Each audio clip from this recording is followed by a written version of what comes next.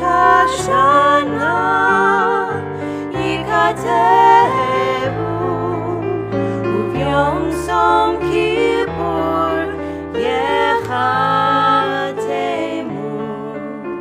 כמה יעבורון וכמה ייבראון, מי יחיה ומי ימות, מי וקיצו ומי לא וקיצו. בראש השנה ייכתבו,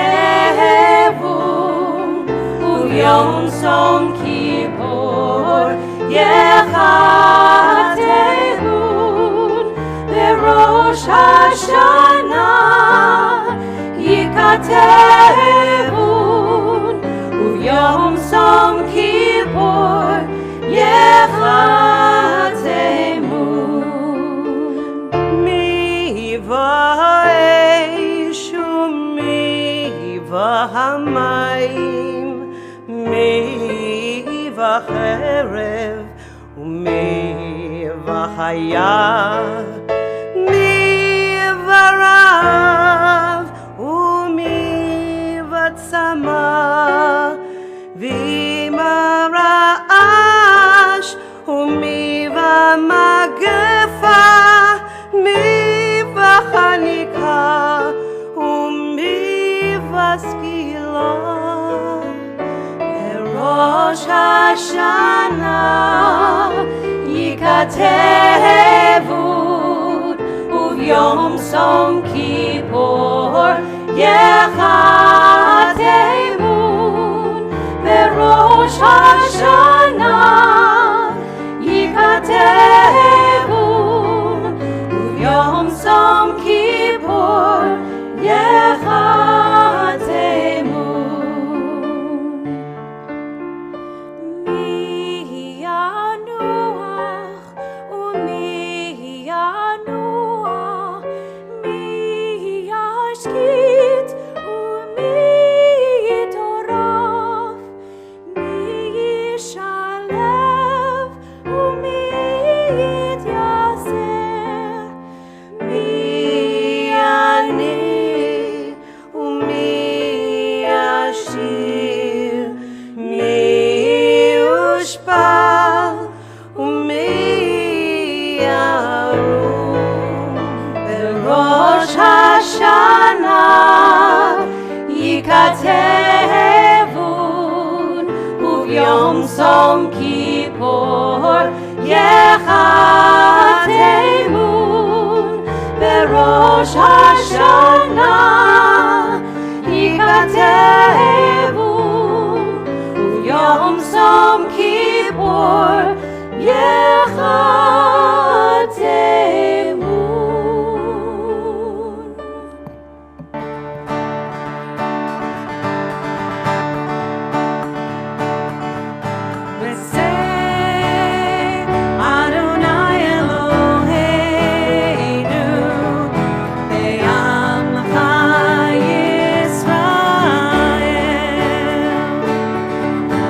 Say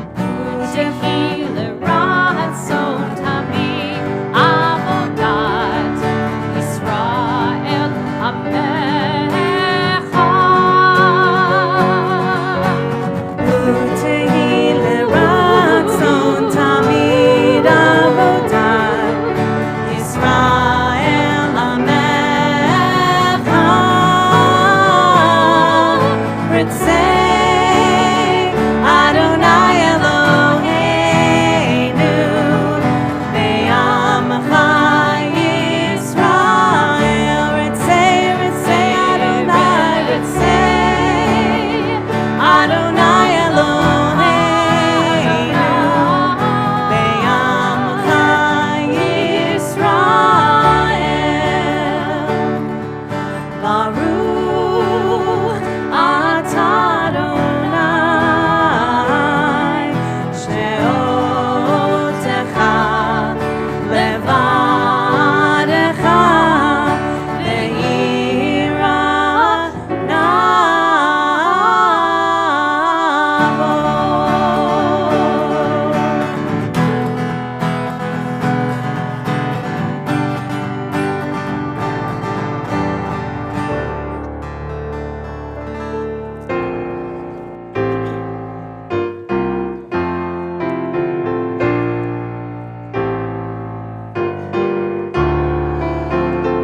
525,600 minutes, 525,000 moments so dear, 525,600 minutes. How do you measure a year? In daylights, in sunsets, in midnights, in cups of coffee, in inches, in miles, in laughter and strife. In 525,600 minutes, how do you measure a year in life? How about love? How about love? How about love? Measuring love. Seasons of love. Seasons of love. 525,600 minutes. 525,000 journeys to plan. 525,600 minutes. How do you measure the life of a woman or a man? In truth that she learned, or in times that he cried, in bridges he burned, or the way that she died.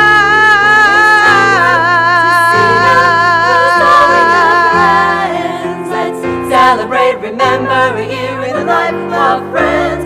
Remember the love. Remember the love. Remember the love. Measuring love. Seasons of love. Seasons of love. 525,600 minutes. 525,000 moments so dear. 525,600 minutes. Do you measure a life or a year? In daylights, in sunsets, in minutes, in cups of coffee, in inches, in miles, in laughter and strife. 525,600 minutes. Do you measure a year in a life? How about love? Remember the love. Remember the love. Measure in love.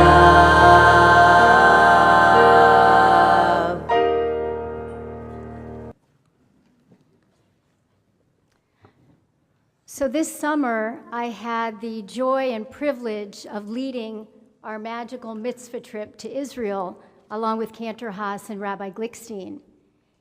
And one of my favorite moments on that trip came on a day when we visited a place called Abraham's Tent.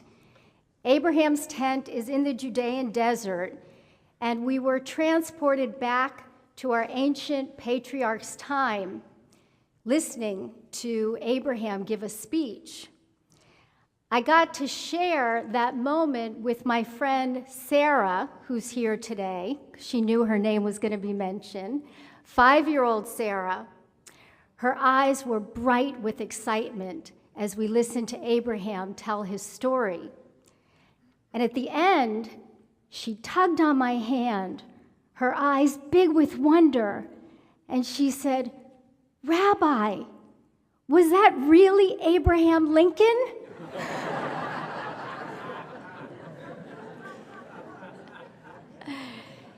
First of all, I was wowed that Sarah already knew who Abraham Lincoln was. How smart is that?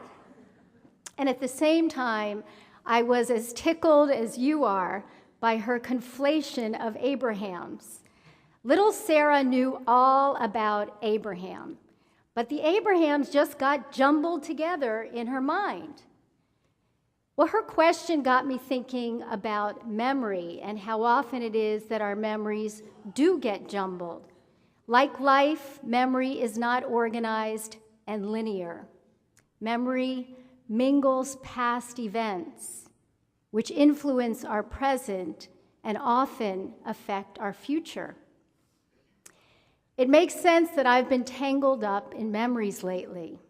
This is my 20th year at Temple Beth Sholom. I know. And these are my 20th High Holy Days. It's hard to believe. And it's my 25th year as a rabbi. And this past May was my 30th reunion from my graduation from college. And I didn't get to attend because almost at the exact same time was our daughter's graduation from college herself.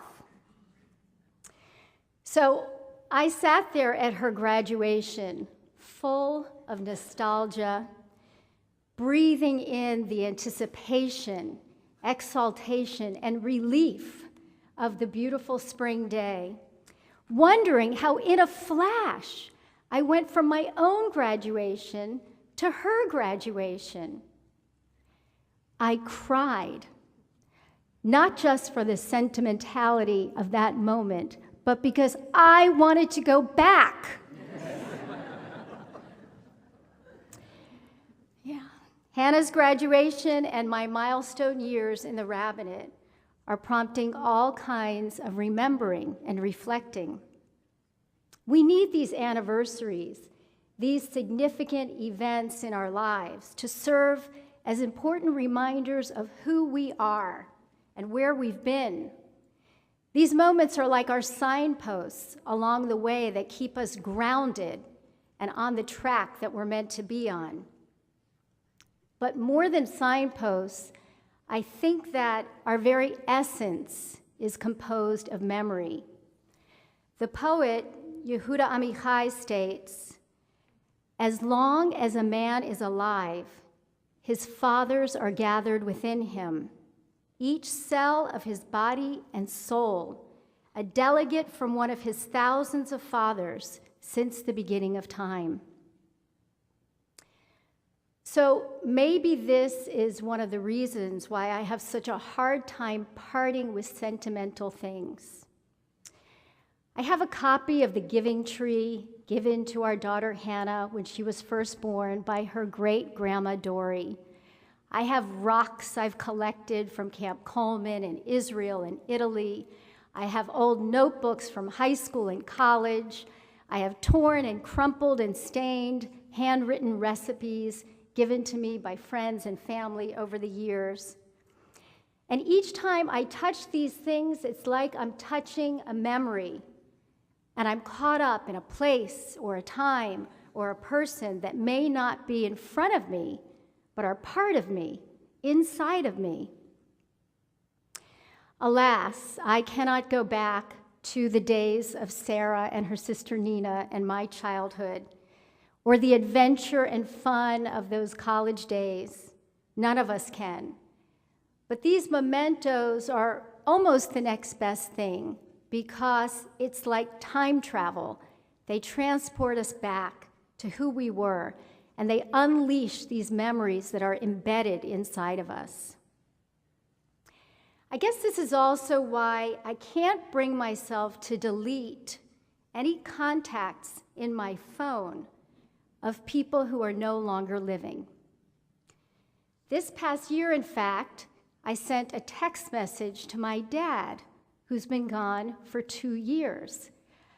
I did it by accident. I intended to send the text to my daughter, Danielle, whose name appears as Danny in my phone list right below Dad. But without my glasses on, it was an easy mistake to make. And later, when I realized what I had done, I started thinking about why it is I can't delete these names from my phone. Why do I hang on to them? And my dad's not the only one. I have other names as well. And then I know some of you have this too. There are my Facebook friends and colleagues who have died, whose faces continue to come alive on my screen. I have old emails from deceased friends. I see emails from my friend and congregant Sherry Krasner, or my colleague Francine Harold, or even as I was going through my email bin, Hannah's favorite 7th grade history teacher, Mr. Peterson. And I just can't delete them. And I know I'm not the only one who feels this way. We save them because these are tools for helping us to keep our memories alive. So much of spiritual living is about remembering to remember. These traces of our dear ones help us to link ourselves to them all the time, not just on important anniversaries or when we come to say Kaddish, but every day.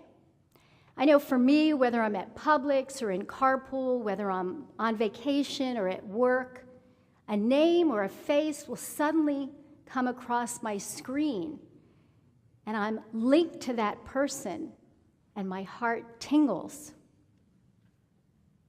Sir Francis Fraser, who wrote a book called The Golden Bough, claims that things which have once been in contact with each other continue to act on each other at a distance after the physical contact has been severed. Now, friends, physics is not my strong suit, but I've come to learn of a theory that reinforces this statement, and it's called the quantum theory of entanglement. The quantum theory teaches that when two particles enter into a state of quantum entanglement, they lose their individual identities and act as a unified system. I'm going to repeat that because it's physics after all. When two particles enter into a state of quantum entanglement, they lose their individual identities and act as a unified system. Any change to one will be felt by the other, even if they are light years apart. Rabbi David Wolpe points out that what's true of particles is also true of people.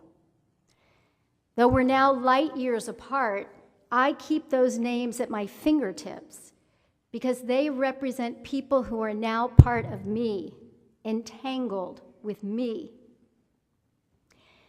Each of us are composites of those who have touched our lives. We carry them in our cells and in our souls. They help to guide us and sustain us and ground us throughout the course of our life and even beyond. We are entangled with those who touched us, and so all those who we touch become entangled as well. In this way, generations are linked door to door, not just in lip service to a chain of generations, but truly in a profound and cosmic way. So I want to talk a moment about Judaism and how Judaism encourages this entanglement through the institutionalization of memory, through how we remember.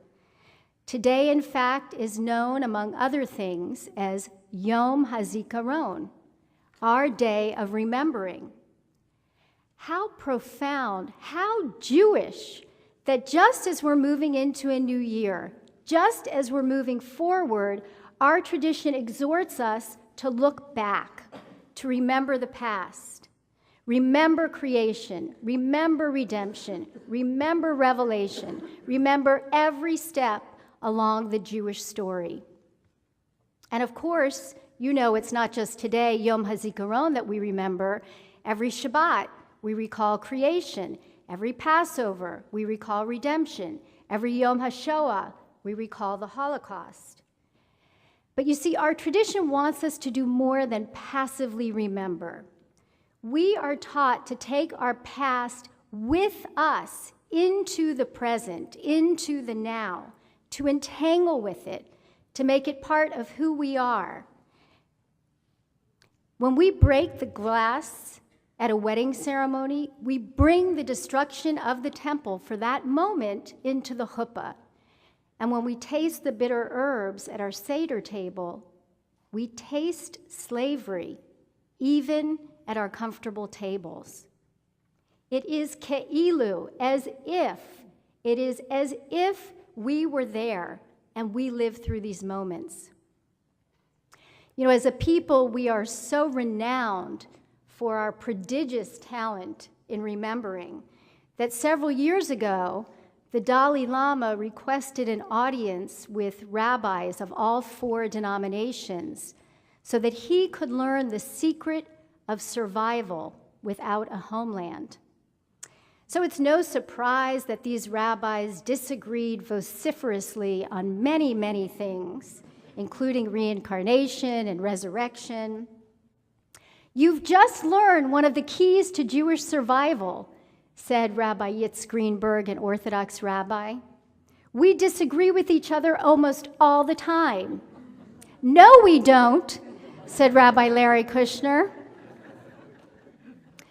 But what they did agree on was that in order to survive as a people without a homeland, the Jewish system of interacting with our past is what secured our present and would lead to our future. Therein lay the magic of quantum entanglement. Yad Vashem, our Holocaust memorial in Jerusalem, is now helping to teach others to learn the art of remembering. They're actually holding 10-day seminars taught in 22 different languages with attendees from 50 different countries, 55 different countries. There was this group of Berbers from Morocco who came to Yad Vashem for one of the seminars.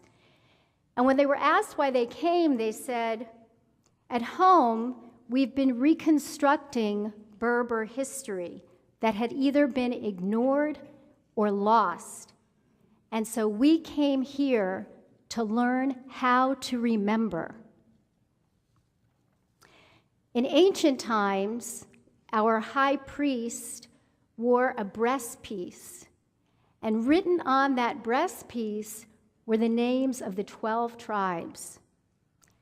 Every time they would look down at themselves, every time they saw themselves, they saw their ancestors as part of them. They wore them on their heart as a constant reminder of where they had come from and of how they could be guided by their ancestral wisdom. So we look to them now, too, to guide us and inform us. That's why, you know, whenever we sit at a table of Jewish study, we sit there not only with our friends, our rabbis, our colleagues who are at the table. We invite Rashi to sit with us, and Rashbam to sit with us, and Nechama Leibowitz to sit with us, all of these ancient and not so ancient commentators.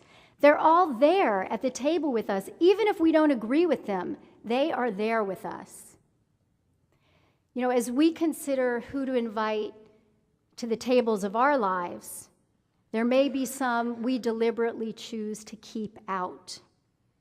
Deciding who and what to remember in our personal lives doesn't have to be a democratic process. Not every memory is welcome. There are some too painful to recall, who we work hard and sometimes need help to shut out. But others, those who we loved and cherished, may guide us in the same way as our ancient priests were guided by those names on their heart. I believe that it's possible for our departed to send us messages from the grave. Messages of comfort, love, warmth, hope, values. But more than simply remembering our loved ones, they can still instruct us. We hear their voices, not just telling us to turn off the lights and stand up straight, but guiding us, encouraging us, challenging us by the way we're living our lives. Our lives, once entangled, remain so always. The poet Marie Howe writes this: I have begun when I'm weary and can't decide an answer to a bewildering question, to ask my dead friends for their opinion. And the answer is often immediate and clear. Should I take the job? Move to the city? Should I try to conceive a child in my middle age? They stand in unison, shaking their heads and smiling. Whatever leads to joy, they always answer, to more life and less worry. I asked Billy if I should return the difficult call, and he says, yes. Billy's already gone through the frightening door. Whatever he says, I'll do. In this way, we bring our loved ones with us to shepherd us long after they are gone. And just as they continue to guide and sustain us, perhaps we too keep their memories alive by the way we interact with them. So this past year, we celebrated our youngest daughter's bat mitzvah. And even though we'd already experienced 2 other benot mitzvah, in a way, this one felt a little different to me. At our oldest daughter's bat mitzvah, we were blessed to have 2 great-grandparents and all 4 grandparents there. And then her sister Danielle, for her bat mitzvah, we were privileged to have her 4 grandparents there. But I knew this was going to be the first bat mitzvah with only 3 grandparents. My father wouldn't be there. And though I felt this tremendous sense of joy and gratitude for our daughter's coming of age, all week leading up to the bat mitzvah, I was feeling this sense of angst and melancholy kind of rattling around inside of me. I knew there'd be an empty space there at the ceremony. But then I had an idea. I asked Noah to get her bat mitzvah binder, and Adam, Noah, and I piled into the car, and we went to the cemetery to visit my father's grave. And we stood there by the grave, telling him all about the bat mitzvah and who would be there, what the party would be like, and how much he would be missed. And then I asked Noah to chant her first aliyah, the one that would have been her pop-pops there with my mom. We stood there at the cemetery with a congregation of tombstones as our minyan. And Noah's clear, pure voice rang out with Torah. And while I knew in my head that my father couldn't possibly hear her voice, I knew in my heart that he was there, right there, his chest swollen with pride and nachas, his eyes sparkling with love for her. We all felt him. There are things that we can't see with our eyes or hear with our ears or touch with our fingers, but our souls know they are there. My friend, Rabbi Naomi Levy, was asked by a Mormon, no less, whether she thought a person could still bring nachas to a parent who had already died. She said, yes. Yes, nachas transcends the grave. The quantum theory of entanglement reminds us that there is a spiritual flow between all things that have once collided. We have all kinds of energy flows in our world that we can't see. We have heat waves and light waves and sound waves. Why not nachas waves? Why not waves of joy, waves of gratitude? As long as we live, we have the privilege of sustaining the memories of those departed who have nourished us and shaped us, taught us, and brought us life. But we are also at the very same time creating the legacy that we will transmit to our children and grandchildren and friends and colleagues and students and teachers. Bachya ibn Pekuda taught, your life is like a scroll. Write on it what you want remembered. We are the authors of our lives. How do we want to be remembered? Will it be for our loving words, the way we listen, the lessons we teach, the values we live? Will it be for the helping hand we give? Are we living the way we want to be remembered? Today, my friends, is Yom HaZikaron, the day of remembrance. Today, we remember and entangle with our vast collective Jewish history and our own personal past. We remember and we ask God to remember. But today is also a day for us to remember the future, to consider how we will live so that we will be remembered for good.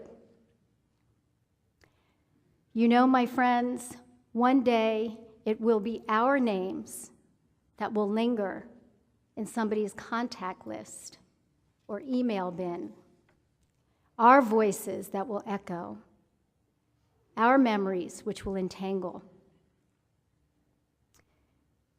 As we ponder the meaning of this day and our own finitude, let us use this time to consider apologies we need to make, forgiveness we need to give, gratitude to express, nachas to share, joy to bring. Can we open our hearts just a little wider? On this day, we say again and again, Zochrenu l'chaim, remember us towards life. May we use this life, this one precious life, for bringing blessing to our loved ones in all the world. And through the magic of quantum entanglement, may the blessing of our lives remain even long after we're gone. Ken Yeh Ratzon. I've heard it said that people come into our lives for a reason, bringing something we must learn, and we are led to those who help us most to grow if we let them. And and we help them in return. Well, I don't know if I believe that's true, but I know I'm who I am today because I knew you. Like a comet pulled from orbit as it passes the sun, like a stream that meets a boulder halfway through the wood. Who can say if I've been changed for the better? But because I knew you, I have been changed for good. It may well be that we will never meet again in this lifetime. So let me say before we part, so much of me is made of what I learned from you. You'll be with me like a handprint on my heart. And now whatever way our stories end, just know you have rewritten mine by being my friend. Like a ship blown from its mooring by a wind off the sea, like a seed dropped by a scabbard in a distant world. Who can say if I've been changed for the better? But because I knew you, because I knew you, I have been changed for good. and just to clear the air, I ask forgiveness for the things I've done you blame me for. But then I guess we know there's blame to share, and none of it seems to matter anymore. Like a ship blown from its moorings by a wind off the sea, Like a stream that needs like a a seed drop by a burning the wood. Who can say if I've been changed for the better? I do believe I have been changed for the better. Because I knew you, because I knew you, because I knew you, I have been changed